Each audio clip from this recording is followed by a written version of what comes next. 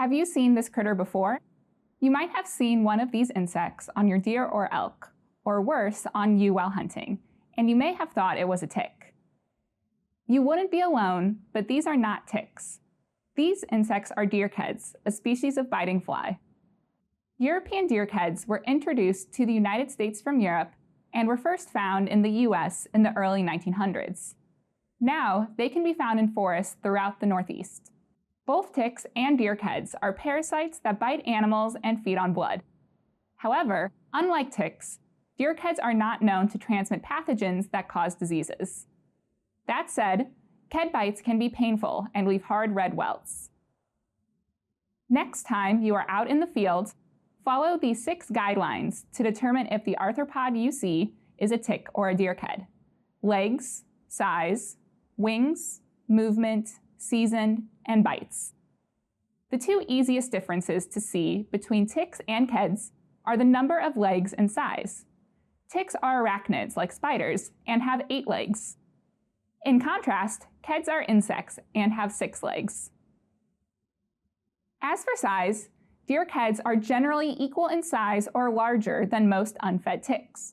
However, as ticks feed, they become engorged and may grow 5 to 6 times their original size.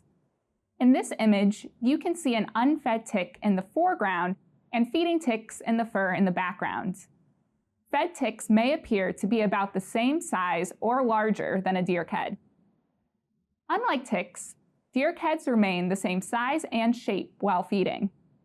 Another difference between ticks and keds is that keds can sometimes have wings, while ticks never do. Deer keds emerge as adults with wings and find their host by flying. When deer keds land on hunters, the wings are often present and obvious. Once a ked has landed on a host, be it a person, dog, or deer, they drop their wings and live the rest of their life on the animal. This makes a ked appear more tick-like.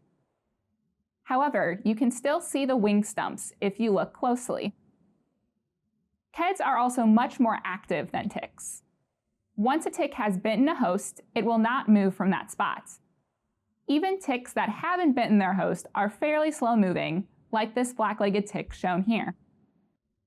In contrast, deer keds scurry through the fur and move quickly across the body of the animal. Now that we have gone over the physical differences between ticks and keds, here are 2 other useful tips to help tell them apart. The time of year can influence where you might find deer keds. Deer keds in Pennsylvania and the Northeast fly in September and October, when you might be hunting small game, sitting for early archery, or scouting potential hunting spots. They may even be active on warm days as late as early November. During these flights, keds may land on you instead of a deer or elk. You may feel keds land on your neck, move through your hair, or even bite you. In the southeast and western United States, other deer ked species fly throughout the warm months, so if you live in or travel to those regions, time of year is less important. Once temperatures drop, keds stop flying, but you can encounter them on deer year-round. Adult black-legged ticks are most active in the fall months. They can also be found throughout winter and into early spring if temperatures are above freezing, even if there is snow on the ground. The final difference between ticks and deer keds is that ticks and deer keds bite differently. When ticks bite their host, they embed and feed until falling off, up to 7 days after attaching. On the other hand, deer keds do not embed into the skin. Rather, they feed on blood for 15 to 25 minutes at a time, multiple times a day. The initial bite varies from being imperceptible to painful, but does not usually leave a mark.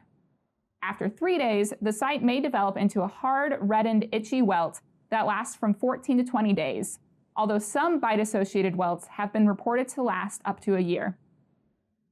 Deer keds and ticks are both parasites found on deer, but they are very different in their appearance and behavior. Ticks may transmit pathogens causing disease, while keds do not, so it is important to understand your risk by knowing which parasites are on you or your deer. These 6 simple differences can help you distinguish between a ked and a tick, so you can stay safer while hunting.